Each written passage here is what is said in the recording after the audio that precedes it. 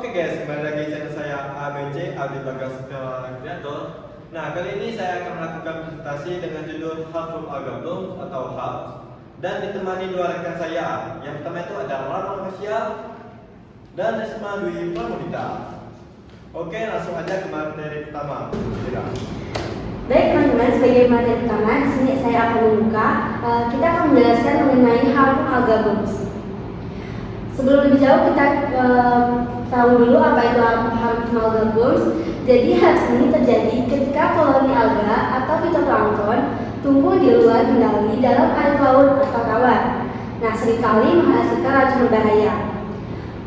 Nah, penyebab umum HABS ini adalah cyanobacteria, sering disebut alga hijau biru.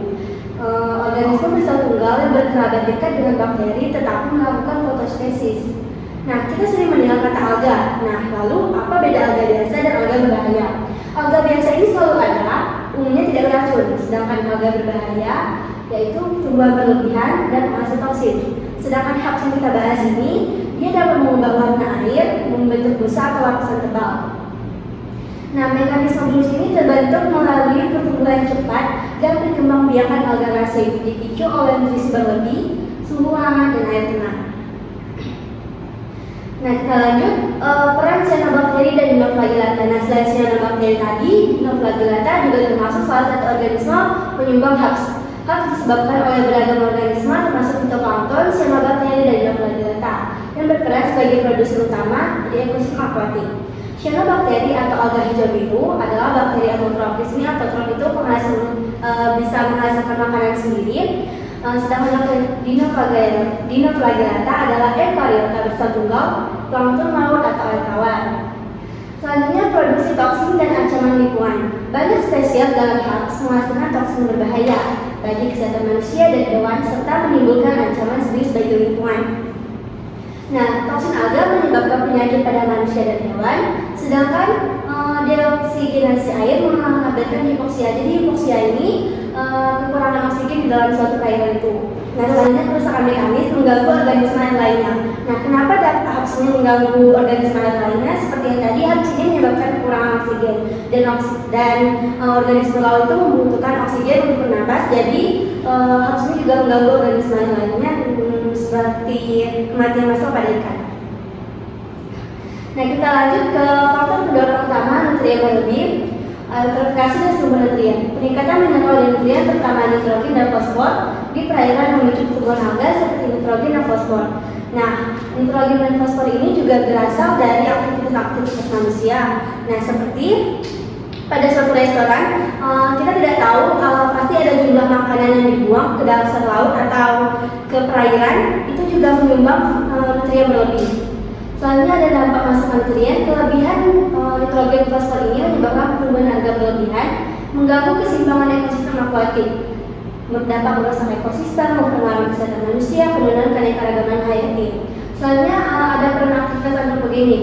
Aktivitas antropogenik ini adalah aktivitas manusia yang merupakan sumber utama masuknya nutrien berlebih ke perairan memperparah eutrofikasi. Penggunaan pertanian, sistem teknik yang buruk, dan limbah domestik dan industri. Nah, selanjutnya kondisi lingkungan yang mendukung HABS. Yang pertama ada suhu air dan iklim. HABS seringkali tumbuh subur di perairan hangat, meningkatkan suhu air akibat perubahan iklim.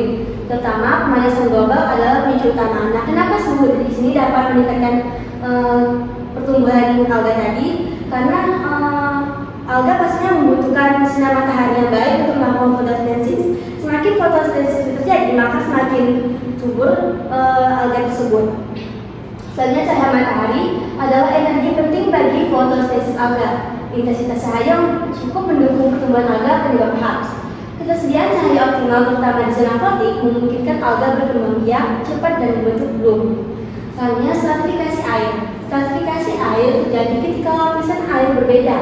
Suhu atau salinitas tidak bercampur menciptakan kolam air stabil.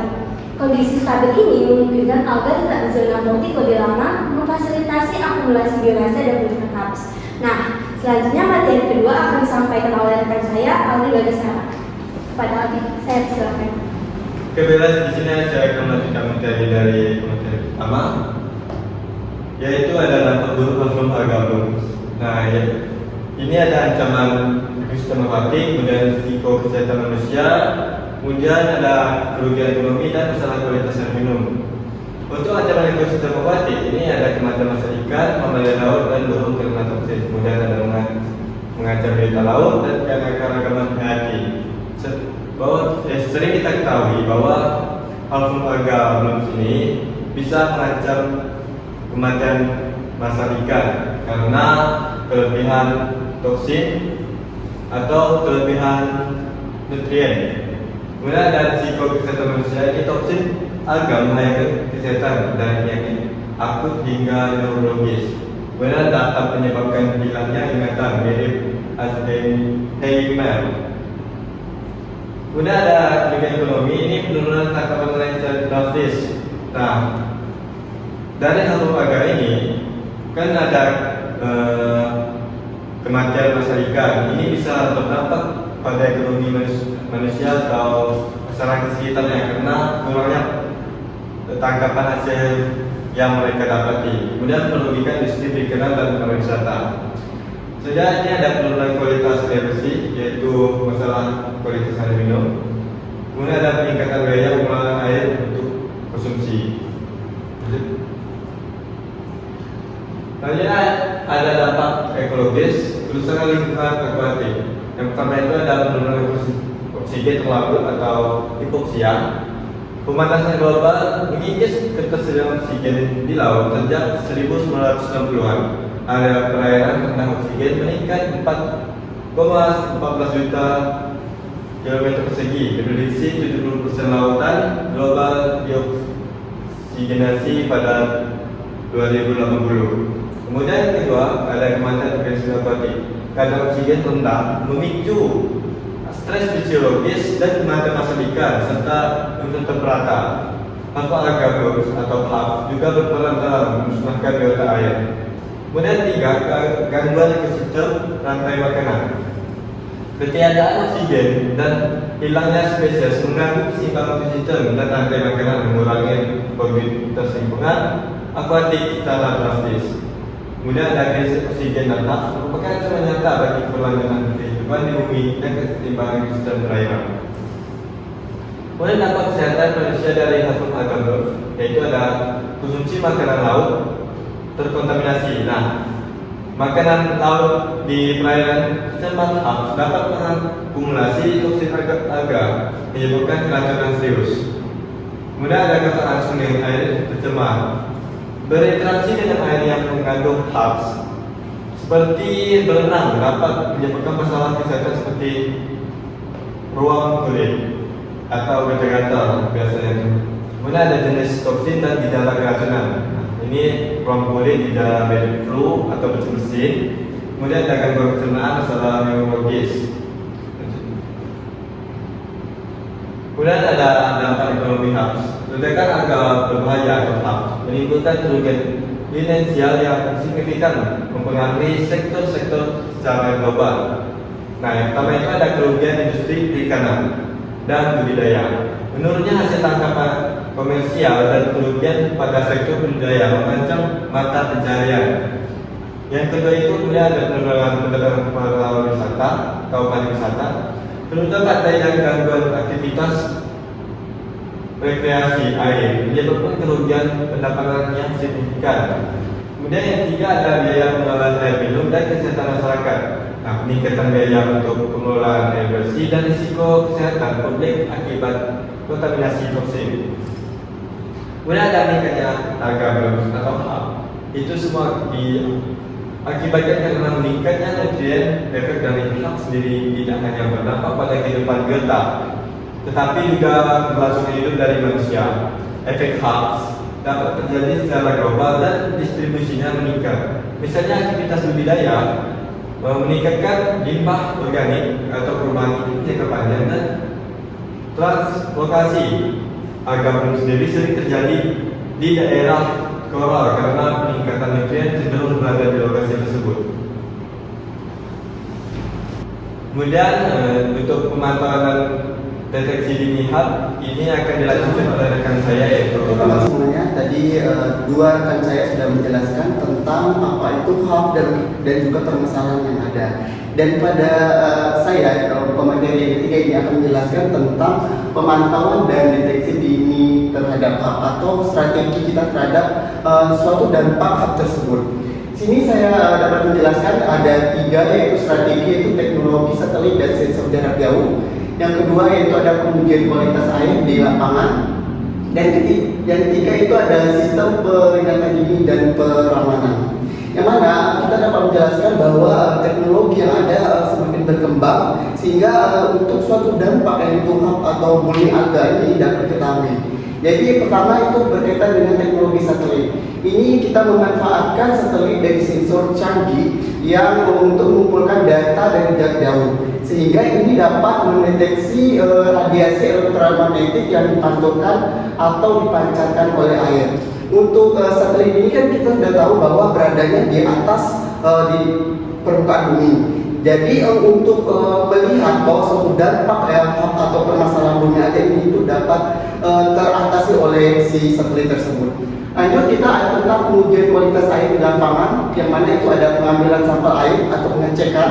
Yang kedua yaitu ada pengukuran parameter fisiologis kimia atau gabungan dari fisika dan kimia. Dan ketiga yaitu analisis mikrokopis alga. Jadi ketiga ini dapat kita menjadikan suatu acuan untuk mendeteksi bahwa suatu perairan ini terdampak bullying alga atau tidaknya.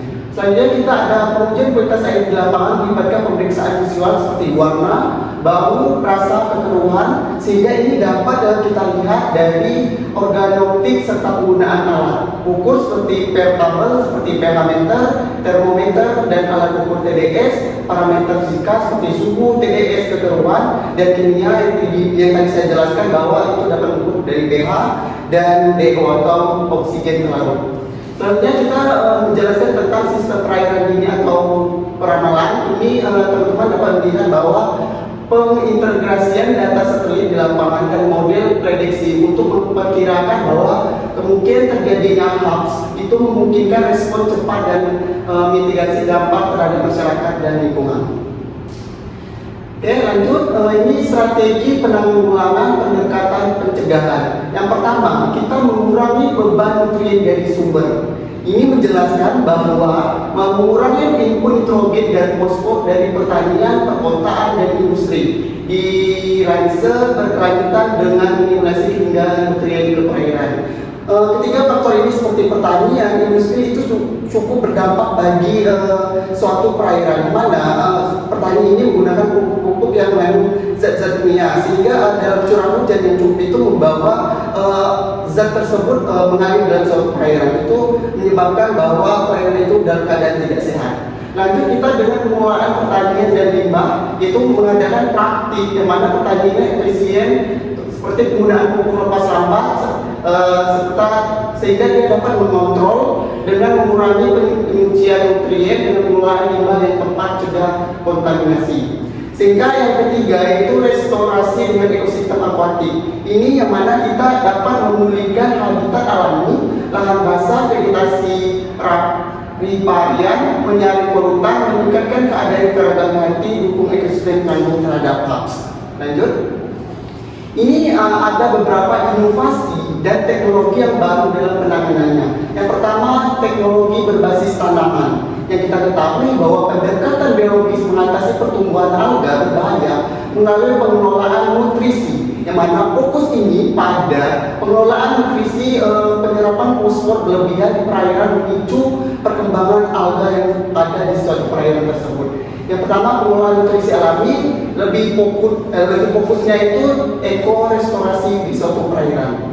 Lanjut yaitu metode kontrol berlanjutan, yang mana inovasi teknologi mitigasi HAPS, pemulihan ekosistem perairan dengan pengelolaan nutrisi, yang mana implementasi strategi berkelanjutan demi meningkatkan efisiensi dan kualitas, yang mana inovasi teknologi mitigasi HAPS, pemulihan ekosistem perairan, konservasi keanekaragaman hayati, dan restorasi habitat. Ini poin-poin penting yang harus kita perhatikan dalam menjaga suatu perairan itu dalam keadaan tidak terganggu oleh ancaman dari bullying alga tersebut.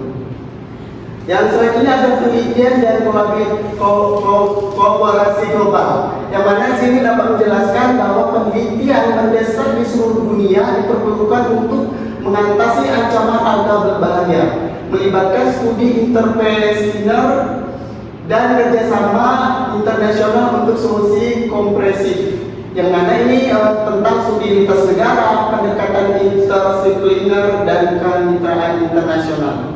Lanjut, terakhir, ini kesimpulan dari pemateri yang kami jelaskan, yang mana Hafroalga alga atau sering disebut dengan HABS adalah pertumbuhan alga berlebihan di perairan yang menghasilkan racun berbahaya dengan siantoksin, terutama disebabkan oleh pupuk pertanian, limbah, dan dipengaruhi oleh pemanasan global dan stabilisasi air. Hal ini menimbulkan dampak ekologi, penurunan oksigen, kematian biota laut, kesehatan keracunan, gangguan dan pencernaan, dan neurologis. Dan ekonomi ini merupakan dampak yaitu kerugian perikanan, pariwisata, biaya pengolahan air.